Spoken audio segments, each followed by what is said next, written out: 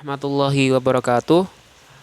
A'udzubillahi minasyaitonirrajim. Bismillahirrahmanirrahim. Alhamdulillahilladzi rafa'as samaa'a bighairi imad wa khafadal arda wa qaddara fiha aqwataha linaf'il ibad wa tsabbataha binasbi rawasi wal autad. Wassalatu wassalamu ala afsahil fusaha wa sayyidil bulagha nabiyina Muhammadin sallallahu alaihi wasallam wa ala alihi wa ashabihi ala atqiya amma ba'du. Sahabat yang dimuliakan oleh Allah Subhanahu wa taala, kembali kita melanjutkan pembahasan kita dalam kitab Al-Mumti fi Syarhil Ajurumiyah. Pada video yang lalu kita telah selesai untuk membahas mansubat. Yang pertama adalah maf'ulun bih. Ya, kita akan masuk untuk video kali ini kepada isim mansub yang kedua, yakni maf'ul mutlak. Di halaman 146, silahkan yang punya kitab cetaknya bisa dilihat di halaman 146. Taib, sanian al-maf'ul al-mutlaku. Taib. Ya, yang kedua dari isim yang mansub adalah maf'ul mutlak. Qala al-musannifu, penulis berkata, babul masdari, bab penjelasan tentang masdar. Ya, jadi di sini masdar itu istilah lain untuk maf'ul mutlak. Sebagaimana kita kemarin membahas, ada khofat, istilah lain untuk jer. Kemudian badal mutabik, istilah lain untuk badal kul min kul. Seperti itu. Jadi ada beberapa istilah yang maknanya satu. Jadi masdar itu maknanya ya maf'ul mutlak. Al-masdaru huwa, adapun masdar itu adalah alismu, ya adalah isim. Al-mansubu, yang dinasobkan. Alladzi yaji'u tsalitsan fi tasrifil fi'li, yang mana datang tsalitsan hal keadaan yang ketiga fi tasrifil fi'li, pada tasrifnya fi'il, pada perubahan fi'il, ya. Jadi pengertian masdar atau maf'ul mutlak adalah dia itu isim. Ini syaratnya, dia pasti isim. Yang kedua, dia itu i'rabnya nasab. Yang ketiga, dalam tasrif fi'il atau perubahan fi'il, dia itu urutannya ketiga. Ini tentunya kita berbicara kalau dalam ilmu shorof. Karena kalau di ilmu shorof kita akan belajar perubahan kata, ya. Qatala yaqtulu qatlan, seperti itu. Nah, urutan yang ketiga itulah masdar atau maf'ul mutlak. Nahwu, contohnya doroba yadribu dorban. Ini. Di sini yang urutannya ketiga adalah kata dorban. Maka dorban inilah masdar atau maf'ul mutlak. Ini yang tertulis dalam kitab matan. Tapi kita akan lihat untuk penjelasan dari pensyarah. Taib, asyarhu, penjelasan. Minal asya'il lati tastakhdimuhal arabu, di antara sesuatu yang tastakhdimu, digunakan, digunakannya siapa al-arab, ya, Arab, orang Arab. Maksudnya di antara kaedah atau uslub yang digunakan orang Arab untuk menguatkan, ya, li taukidi kalamiha, untuk menguatkan kalamiha, ucapan mereka, ucapannya orang Arab, adalah al-masdaru, masdar. Jadi masdar ini salah satu cara yang digunakan oleh orang Arab untuk menguatkan makna pembicaraan mereka. Ya, tentu nggak hanya masdar untuk menguatkan makna. Kita kemarin sudah bahas ada taukid, ada lafzi, ada maknawi, kan, kulluhum, seperti itu, ajma'u, seperti itu, kan, taukid kita sudah bahas.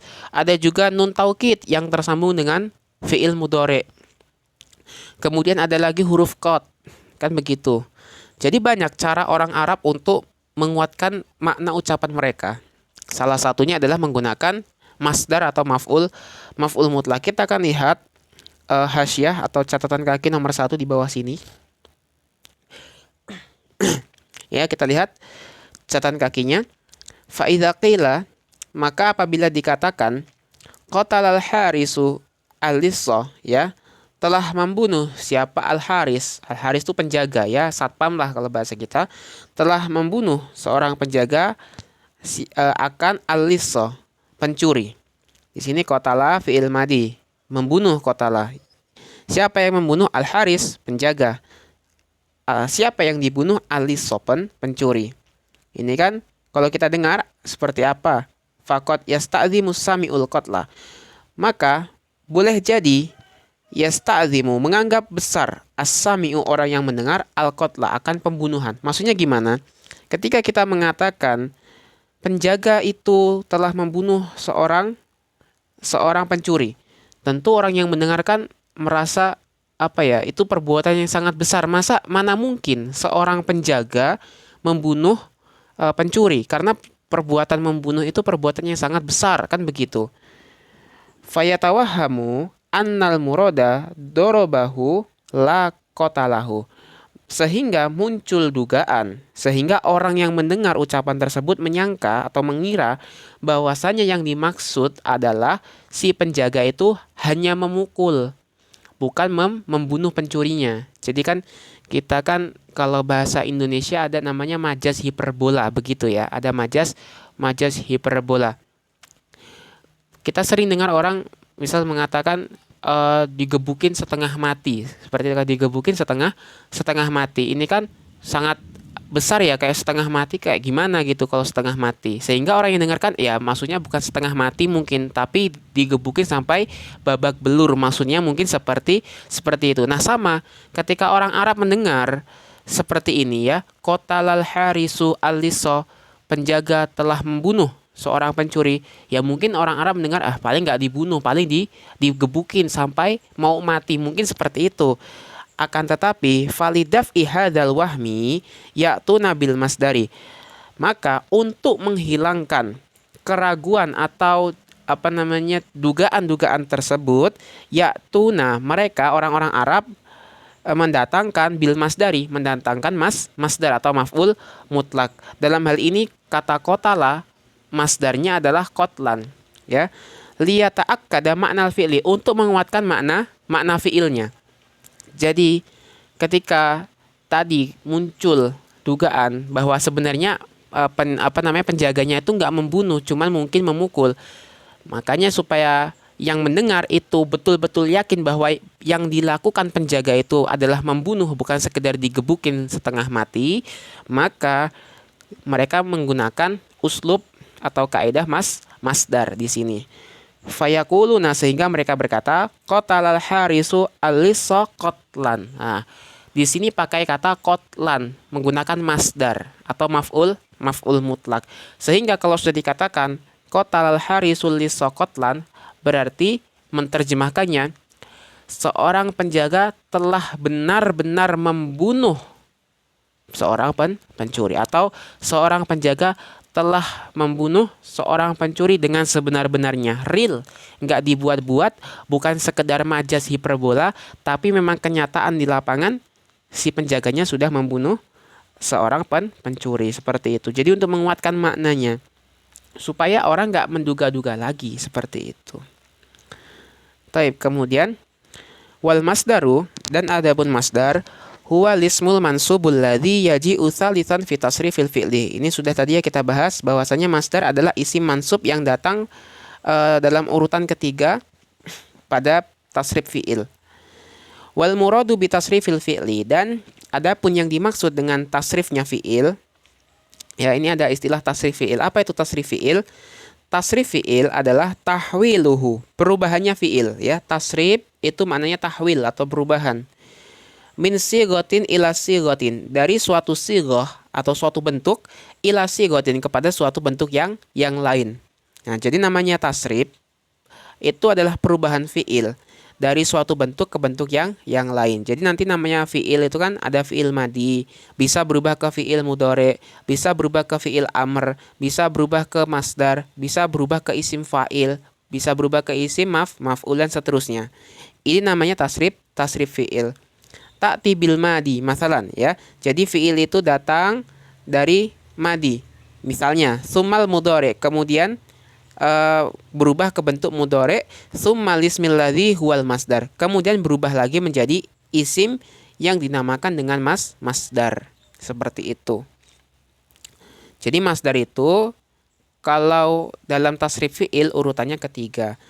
Atau kalau ingin lebih jelas, teman-teman bisa beli kitab Al-Amsilah At-Tasrifiyah. Itu ada tabel tasrif fi'il. Kita lihat yang urutannya ketiga, itulah masdar, seperti itu. Fal maf'ulul mutlaku, maka adapun maf'ul mutlak, ta'rifuhu, pengertiannya maf'ul mutlak, huwal masdarul mansubul muwafiqu li'amilihi. Dialah masdar yang mansub, yang muwafiq, yang cocok li'amilihi, terhadap amilnya. fi lafzihi pada lafadznya amil, au maknahu atau pada maknanya amil, ya. Misaluhu, contohnya, wa kallamallahu Musa takliman, ya, kallamallahu Musa takliman. Perhatikan, inilah maksud dari mencocoki pada lafadz atau makna. Di sini yang merupakan masdar adalah kata takliman. Takliman ini masdar dari mana? Dari sini. Kalama fi'il madi. Kita tasrif dulu. Kalama yukallimu takliman. Kan masdar dari kata kalama adalah takliman. Di sini masdarnya didatangkan. Kata takliman mencocoki lafadz dari amilnya. Amilnya mana? Ini amilnya. Dan juga mencocoki makna. Maka ini namanya maf'ul mutlak. Jadi menerjemahkannya, kalama kan berbicara, ya. Wa kallamallahu Musa, dan Allah berbicara kepada Musa takliman, dengan sebenar-benar pembicaraan. Jadi berbicaranya benar-benar menggunakan kalam seperti itu. I'rabuhu. Sekarang kita akan bahas untuk i'rabnya maf'ul mutlak. Kallama, ya, i'rab ayat ini tadi, kallama sebagai fi'lun madin, wallahu fa'ilun, Allah sebagai fa'ilnya, wa Musa sebagai maf'ulun bih. Kemudian wa takliman sebagai maf'ulun mutlakun wa faqa'amiluhu kallama fi lafzihi wa maknahu. Jadi takliman sebagai maf'ul mutlak yang mencocoki ambilnya pada lafadz dan juga pada makna. Seperti itu. Kemudian aqsamul maf'ulil mutlaki, ya. Pembagian maf'ul mutlak. Jenis-jenis maf'ul mutlak. Qala al-musannifu, penulis telah berkata, wa huwa qismani, dan maf'ul mutlak itu terbagi atas dua jenis. Dua jenis, ya. Lafziyun wa ma'nawiyun. Ada maf'ul mutlak lafziyun dan maf'ul mutlak maknawiyun. Secara lafaz dan secara makna. Fa in wafaqa lafzuhu lafdhu fi'lihi, maka apabila telah mencocoki apa lafadznya lafdhu fi'lihi akan lafadz fi'ilnya, fahuwa lafziyun, maka dia adalah maf'ul mutlak yang lafziyun, ya. Jadi apabila telah mencocoki lafadz maf'ul mutlak akan lafadz fi'ilnya maf'ul mutlak, maka maf'ul mutlak itu maf'ul mutlak lafzi. Sebagaimana contoh tadi di atas, kallamallahu Musa takliman. Kata takliman cocok kepada fi'il kalama baik secara lafadz maupun secara makna. Maka ini lafzi. Nahwu qataltuhu qatlan. Perhatikan kata qatlan masdar dari qatala, ya. Qataltu dari qatala, qatlan masdarnya cocok secara makna dan secara lafadz. Wa in wafaqa makna fi'lihi duna lafzihi, maka apabila wafaqa mencocoki akan makna fi'ilnya duna lafzihi, tanpa mencocoki lafadznya, fahuwa maknawiyun, maka dia adalah maf'ul mutlak yang maknawi. Jadi kalau sekarang ada maf'ul mutlak, hurufnya, lafadznya itu nggak sama dengan fiilnya, tetapi secara makna itu sama. Karena dalam bahasa Arab ada istilah muradif atau persamaan kata yang bermakna sama. Nahwu, contohnya jalastu qu'udan. Perhatikan, jalastu dari kata jalasa, fiilnya jalasa. Masdarnya yang datang adalah masdar qa'ada, ya, qu'udan. Tentu saja qu'ud dan jalasa secara lafadz berbeda.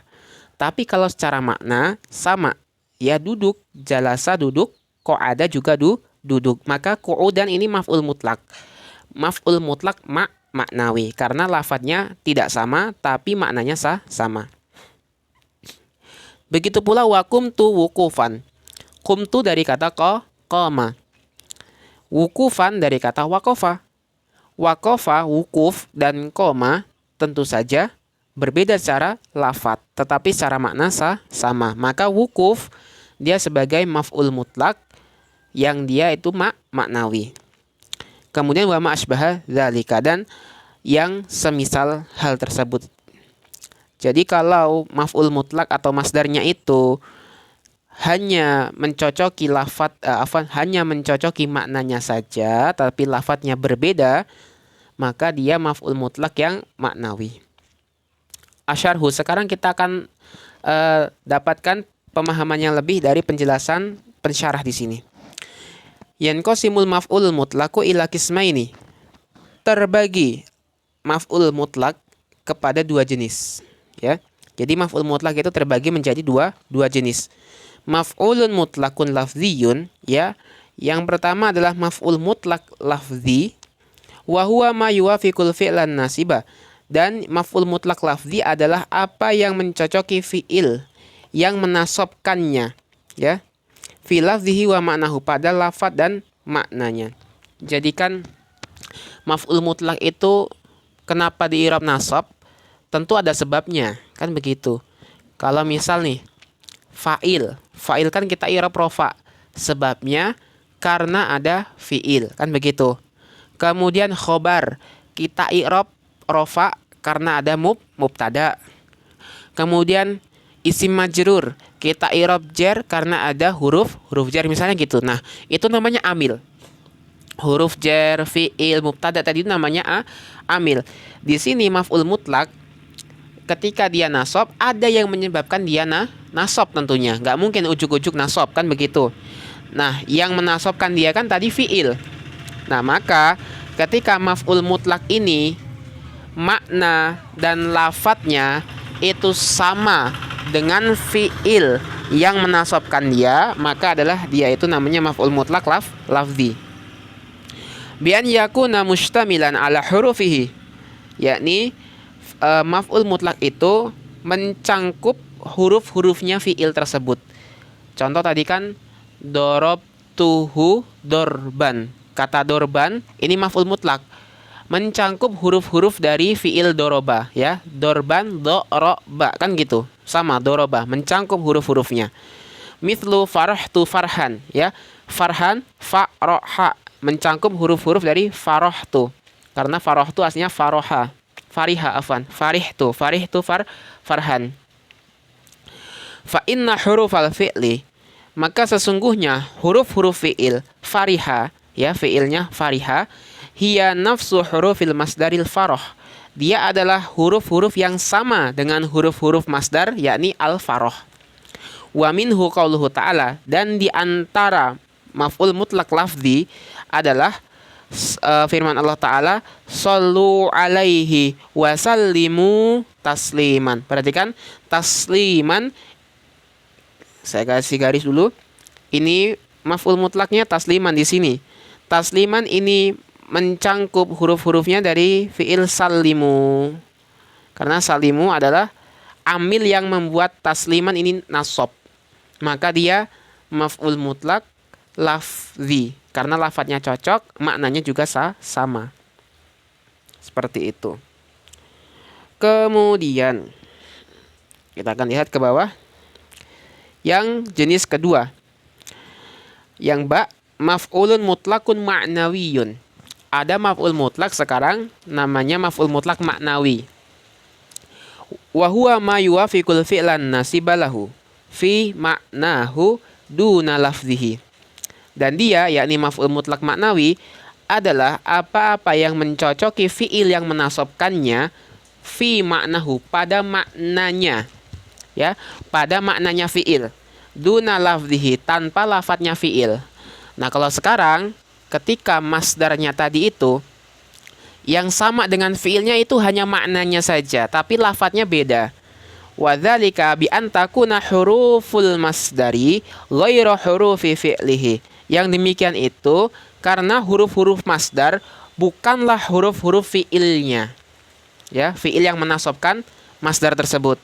Mithlu kumtu wukufan, contohnya kumtu wukufan. Kata wukufan, wukuf artinya berdiri, kan begitu.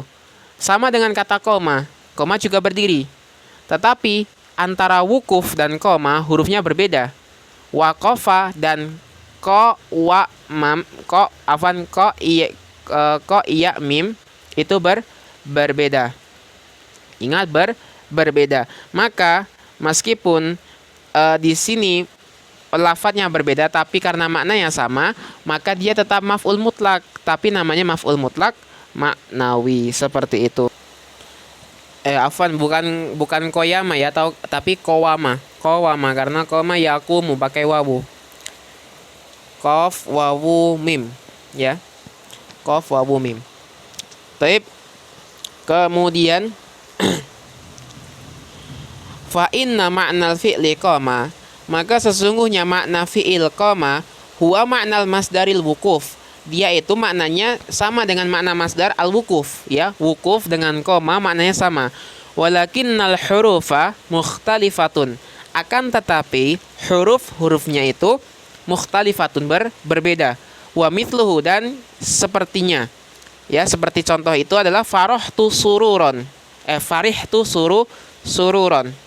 Perhatikan farihtu sururon. Fa inna ma'nal fi'li fariha, maka sesungguhnya makna fi'il fariha huwa ma'nal masdari as-surur. Dia adalah makna masdar as-surur. Walakinnal hurufa mukhtalifatun, akan tetapi hurufnya berbeda. Jadi fariha dengan surur itu maknanya sama, senang, bahagia, masrur kan begitu. Akan tetapi hurufnya beda. Yang satu sin ro, tetapi yang satu fa ro ha, seperti itu. Maka berbeda, hanya saja maknanya sama, maka kita hukumi maf'ul mutlak maknawi, seperti itu. Kemudian di sini ada faedah-faedah tambahan dan peringatan-peringatan. Yang pertama, muradul musannifi bil masdari huna alismul mansubu alal maf'uliyatil mutlaqati. Yang diinginkan atau maksud dari penulis dengan masdar pada bab ini adalah isim mansub dengan sebab maf'uliyah. Isim mansub alal maf'uliyah al mutlaqah, yang mutlak. La mutlakul masdari, bukan bermakna kemutlakannya masdar. Ya. Jadi di sini masdar yang dimaksud oleh penulis dalam bab ini, dalam kitab ini, itu bukan masdar yang dimaksud dalam ilmu sorof, bukan itu. Kenapa? Li'annal masdaro yakunu marfu'an wa majruron. Karena masdar dalam ilmu sorof ketika dibawa ke dalam ilmu nahwu, bisa jadi dia itu i'rabnya marfu' dan bisa jadi i'rabnya itu majrur. Nah, sama sebagaimana dalam ilmu sorof ada namanya isim fa'il. Isim yang berpola fa'ilun, jalisun, kan begitu. Tapi kalau fa'il dalam ilmu nahwu itu adalah isim marfu yang disebutkan sebelumnya fi'ilnya, kan begitu. Sedangkan kalau isim fa'il dalam ilmu nahwu itu dia bisa saja i'rabnya mansub, bisa saja i'rabnya majrur, seperti itu. Misalnya darabtu jalisan. Kata jalisan dia mansub meskipun dia isim fa'il. Sama dalam masdar. Misal masdarnya adalah ini masdar tadi ya, kotlan, misalnya kotlan atau dorban, misalnya seperti itu. Dorban ini memang masdar kalau dalam ilmu sorof. Tapi kalau kita bawa ke ilmu nahwu, terkadang masdar itu bisa rofa juga bisa majrur. Contoh yang rofa misalnya dorbu zaidin, kayak gitu kan. Dorbu zaidin ajibun, misalnya seperti itu. Di sini dorbu masdar tapi rofa karena mubtada. Maksudnya di sini adalah masdar di sini adalah maf'ul mutlak, bukan masdar dalam ilmu sorof. Fala yakunu maf'ulan mutlakon, maka tidak menjadi maf'ul mutlak. Seperti itu. Jadi bedakan pembahasan masdar di ilmu sorof dengan masdar di ilmu nahwu. Masdar ilmu nahwu maksudnya adalah mansubatil asma maf'ul mutlak, itu maksudnya. Kemudian yang kedua, ini bisa kita baca sama, kita baca sumia juga boleh. Kalau kita baca sama berarti fa'ilnya huwa kembali ke al-musannif. Kalau kita baca sumia berarti al-maf'ul sebagai naibul fa'il. Kita baca sumia saja. Sumiyal maf'ul mutlaku mutlakon, ya. Dinamakan maf'ul mutlak itu dengan nama mutlak li'annahu ghairu muqayyadin bi dzikri syai'in ba'dahu. Karena dia tidak terikat dengan penyebutan setelahnya. Bi khilafi ghairihi minal maf'ulati.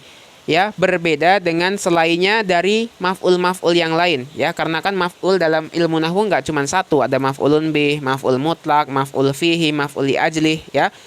Kalau maf'ul mutlak, kenapa dinamakan mutlak? Karena dia itu nggak berkaitan, nggak punya kaitan dengan apa yang datang setelahnya, begitu. Berbeda dengan maf'ul yang lain. Fa innaha la yaqa'u 'alaiha ismul maf'uli illa muqayyadan bi harfi jarrin aw nahwihi. Karena maf'ul yang lain itu tidaklah datang kepadanya isim maf'ul melainkan terikat dengan huruf jar atau selainnya. Kal maf'uli bih wal maf'uli fih wal maf'uli ma'ahu wal maf'uli lahu, seperti itu. Jadi dinamakan dia mutlak karena memang dia bisa mutlak datangnya tanpa terikat.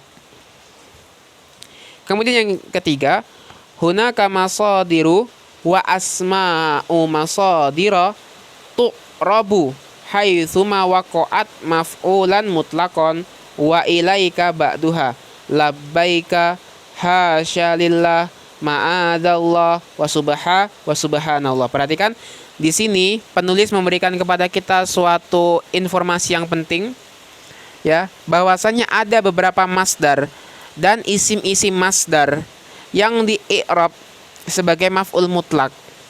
Yang di-i'rab sebagai maf'ul mutlak. Di sini ada contohnya labbaika, ya.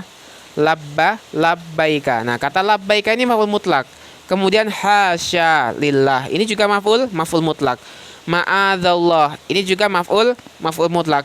Subhanallah, ya. Subhana maf'ul mutlak juga, seperti itu.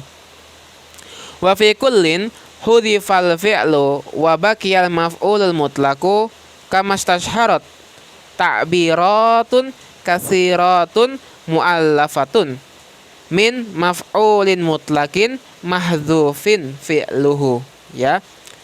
Dan pada setiap contoh-contoh ini dihapuslah fi'ilnya dan tersisa maf'ul mutlak, sebagaimana yang telah masyhur takbir-takbir yang banyak yang tertulis dari maf'ul mutlak yang dihapus fi'ilnya. Mithlu, contohnya syukron wa afwan, seperti kata syukron dan afwan. Maksudnya di sini ada beberapa kata yang meskipun di situ nggak ada fi'il, tetapi dia di-i'rab sebagai maf'ul mutlak. Karena sebetulnya fi'ilnya sudah dihapus. Contoh katanya syukron. Kata syukron itu i'rabnya maf'ul mutlak. Tapi nggak ada di situ kan fiilnya. Di mana fiilnya dibuang atau dihapus? Takdirnya ashkuru. Ashkuru ka syukron, seperti itu. Begitu pula afwan, fiilnya dihapus. Begitu pula subhanallah. Ketika kita mengucapkan subhanallah, kan nggak ada fiil di situ. Kok tiba-tiba kita mengucapkan subhanallah. Kenapa kita baca subhanallah? Karena fiilnya sudah kita buang. Takdirnya usabbihu subhanallah, begitu. Ini sebenarnya agak jauh ya pembahasannya, tapi nggak apa-apa kita sampaikan di sini. Juga contohnya rojaan, wa ajaban, wa aidon, khosotan, ya, khosotan marhaban, begitu. Ini kata-kata yang sering kita dengar sehari-hari dan i'rabnya sebagai maf'ul mutlak. Nanti fiilnya tinggal kita takdirkan sesuai dengan masdar. Misalnya khosotan. Khosotan berarti fiilnya kita takdirkan akhussu, seperti itu. Akhussu khosotan atau akhussu khususon, seperti itu. Kemudian yang keempat, al-maf'ul mutlaqu yufidu taukida daiman. Ya, maf'ul mutlak itu memberikan faedah taukid selalu. Waqad yatajarradu lidzalika, dan terkadang kosong dari hal tersebut, yakni terkadang maf'ul mutlak tidak memberikan makna taukid. Nahwu, contohnya darabtu dorban. Ya, contohnya kata darabtu dorban. Waqad yufidu ma'ahu afan. Tadi yatajarradu maksudnya itu waqad yatajarradu afan. Maksudnya adalah maf'ul mutlak itu terkadang memang dia itu datang fungsinya memang hanya untuk menguatkan fiil saja. Memang hanya itu. Contohnya darabtu dorban. Kata dorban di sini maf'ul mutlak. Kenapa didatangkan maf'ul mutlak di sini? Fungsinya memang hanya untuk menguatkan makna fiil semata. Waqad yufidu ma'ahu bayanan nau'i. Ya, dan terkadang maf'ul mutlak selain untuk menguatkan makna juga memberikan faedah penjelasan jenis. Idza kana mausufan au mudhofan, jika maf'ul mutlaknya itu disifati atau menjadi mudhof. Contoh nahwu darabtu dorban syadidan. Perhatikan, dorban syadidan ini maf'ul mutlak, dia disifati. Kan dorban maf'ul mutlak, syadidan sifat bagi dorban. Kalau seperti ini cara menerjemahkannya juga agak berbeda. Ya, jadi darabtu, saya telah memukul, dorban syadidan, dengan pukulan yang keras seperti itu. Jadi menjelaskan jenis pukulannya itu seperti apa. Oh, jenis pukulannya dengan pukulan yang keras. Au darabtu dorbal muaddibi, atau contohnya yang di sini maf'ul mutlaknya menjadi mudhof. Darabtu dorbal muaddibi, saya telah memukul dengan pukulan al muaddib, orang yang mengajarkan adab, seperti itu. Dengan pukulan untuk mengajari adab, seperti itu. Au bayanal adadi. Di sini juga maf'ul mutlak bisa saja digunakan untuk menjelaskan jumlah. Menjelaskan jumlah. Nahwu contohnya darabtu darbataini. Saya telah memukul darbataini, dua pukulan atau dua kali pukulan, seperti itu. Selesai pembahasan dari maf'ul mutlak. Alhamdulillah, wallahu taala a'lam bissawab. Mudah-mudahan yang sedikit ini bermanfaat. Terima kasih atas segala perhatiannya. Mohon maaf atas segala khilaf dan kesalahannya. Yang benar datangnya dari Allah Subhanahu wa taala, yang salah datangnya dari diri kami pribadi. Kami akhiri, wassalamualaikum warahmatullahi